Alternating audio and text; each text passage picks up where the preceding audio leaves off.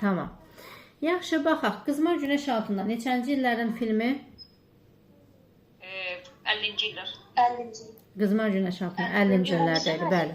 Ümumidir, bu suallarım ümumi olacaq. Sonra Hökumət evin binası neçənci illər? 50-ci illər. 50-ci illərdə də Hökumət evin binası idi, tamam. Bəs yaxşı, Dövlət sirki neçənci illər? 60-cı illər. Dövlət sirki 60-cı illərdə idi. Bəs Badamda rəhmətli yaşayış massivləri?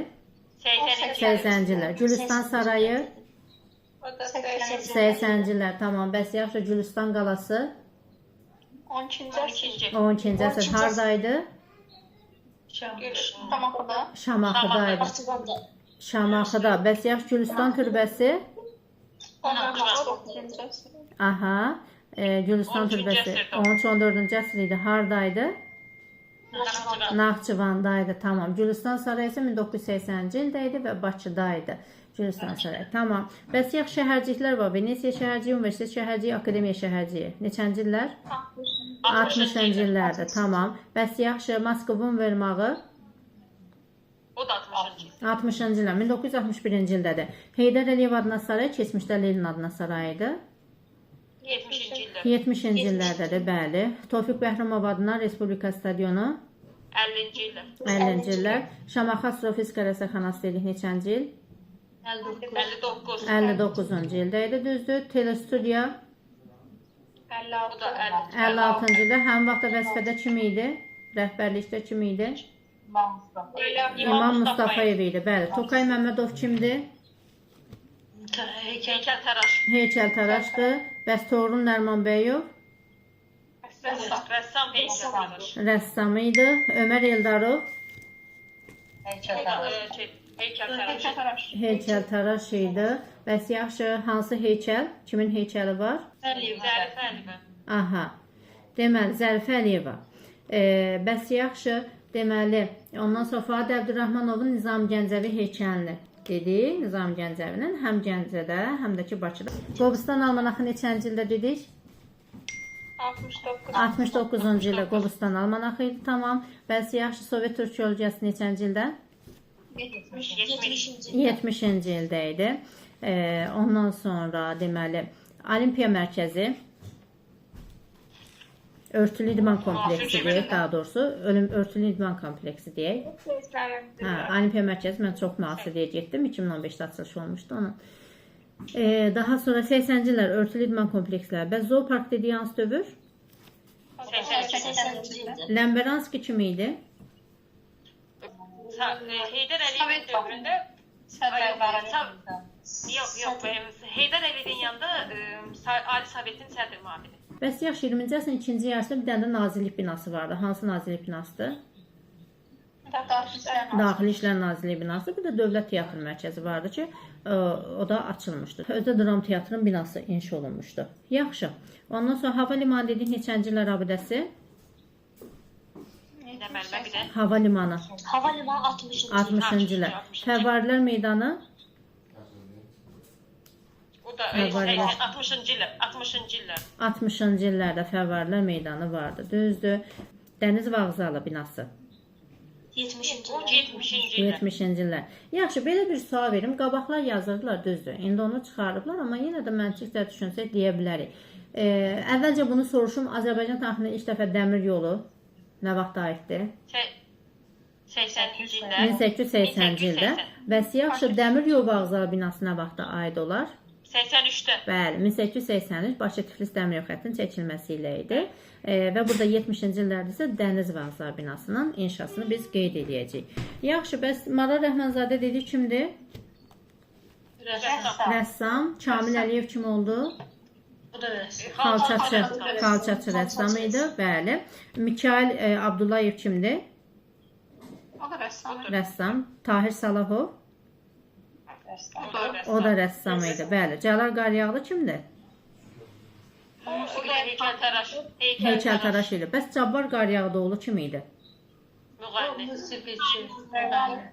Bəli, muğam ustası, müasir muğam sənətinin babası hesab olunurdu. 20-ci əsr deməli nümayəndələrindən biri idi. Aha, Qaradaşlar filmi Neçənci illər? 50-ci illər. Yəni 50-ci illər idi, bəli. Uzaq sahillərdə filmi O da 50-ci illərdə. o da 50-ci illərdədir. Xüsusilə 1958 kimə xatir çəkilmişdi bu? Mehdi Hüseynzadə, bəli. Mehdi Hüseynzadə neçənci ildə Sovet İttifaqı qəhrəmanı fəxri almışdı? 57-də. 1957-ci ildə idi. Olmasın bu olsun filmi neçənci illər? O da 50-ci 50-ci illər. 1956-da ili yazmırlar. Öcək ana filmi neçənci illər? O da 50-ci illərdə idi. Daha sonra Dədə Qorqud filmi 70-80-ci illər. Axırıncı aşırım O da 70-80. İstintaq filmi 70-80. Yerdə oğul istərəm. Eşenlərin hamısı 70-80. Bəli, Yerdə oğul istərəm. O da 70-80. O da 70-80-ci illərdə idi, bəli. Bir də Nəsimi və Babək filmləri. Nəsimi idi, Babək idi, Dədə Qorqud idi, axırıncı aşırmadı. Qabaq yazırlar ki, qızıl fonda daxil edilmişdi bunlar. İndi bunları qeyd eləmirlər. Bunlar hamısı 70-80-ci illərdə idi. Bir məhəlləli iki oğlan. O 50-ci illər. 50-ci illər təzə daxil olunanlardandır. Ondan sonra demək Qızmar Günəş Qaradaşlar da təzə daxil olunanlardandır. Bir də bir məhəlləli iki oğlan. Bu da təzə daxil olunanlardan idi. Qurban Pirimov kim idi? Zülmdür, hansı sevgidən bəhs edir 50-ci illərdə, hansı da asıb kəsib Bəli, doğrayırlar 70-80. daha tarixi olan 70-80-ci illərdə idi, düzdür. Bəs yaş Qurban Pirimov kim idi? Tarifatçısı, tarzən idi və Azərbaycan o tar sənətini qadağa qoyanda deməli onu inkişaf elətdirən Mikayıl Müşfiq olmuşdu. Qurban Pirimov olmuşdu. Deməli Tofiq Kazımovski kim olmuşdu? Rejissor. Rejissor idi. Bəs yaş Mehdi Məmmədov kim olub? O da rejissor. O da rejissor idi. Bir də Adil İskəndərov kim olmuşdu? Həm aktyor idi, həm də rejissor. Həm aktyor, həm də rejissor. 3 rejissorun adı çəkilmişdi burada. Daha sonra İshak Cəfərzadə harda qazıntı işləri aparıb? Qobustanda idi. Neçənci ildə dedik? 47-ci 47 dərsliyimizə görə, 6 sınıf təzə dərsliyə görə isə 39-cu ildə idi. Mingəçevirdə kim idi qazıntı işləri aparan?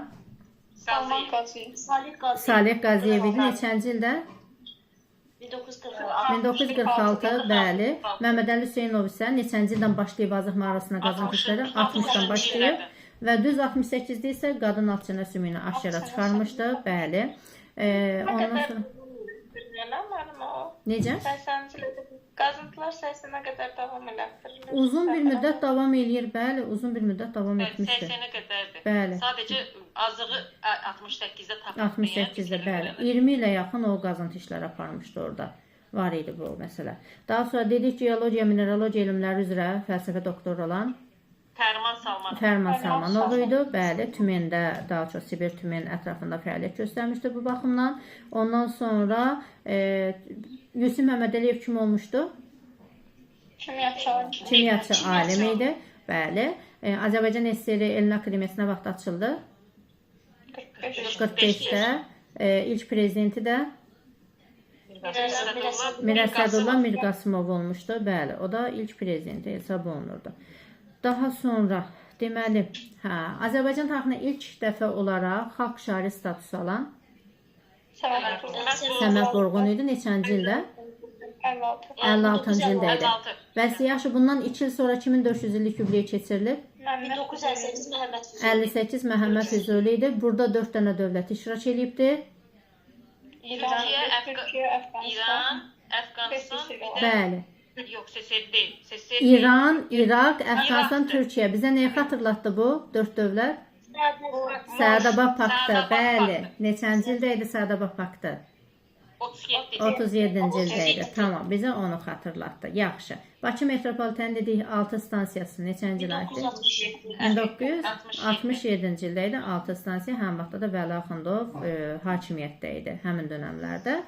Ondan sonra deməli Ziya Bünyadov tarixçi, hətta Polşa, bəli, Çexoslovakiya və Polşa istiqamətdə döyüşlərdə iştirak edir. Sovet İttifaqı qəhrəmanlarda Sara Şurbəyli, Muğanla ləqəblə tanınan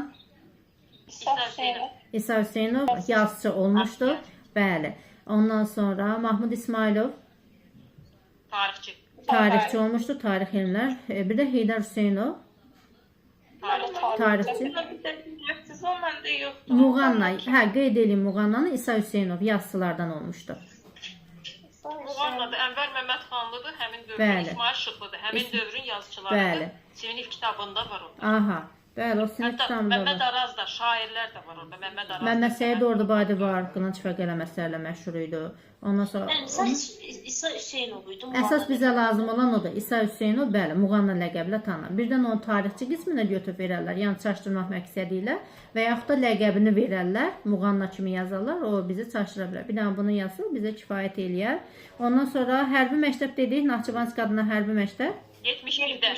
Bəli, aha, 71-ci ildə idi, 1971-ci ildə. Bəs bu dövrlərdə 50-60-cı illər xüsusilə bu dövrlərdə Azərbaycan tarixi keçirilirdi, yoxsa SSR tarixinə daha çox üstünlük verilirdi? SSR tarixi. Bəli, daha çox SSR tarixinə üstünlük verilirdi. Azərbaycan tarixi ilk dəfə AXC-nin dövründə keçirilmişdi. Bəli, düzdür. Məktəblərdə.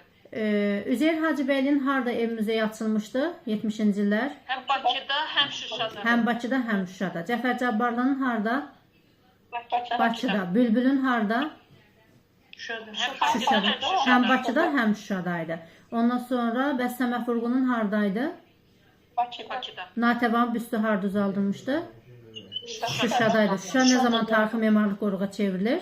77-ci ildə idi. Bəs neçənci illərdə, hansı dövrdə kurort mərkəzinə çevrilmişdi?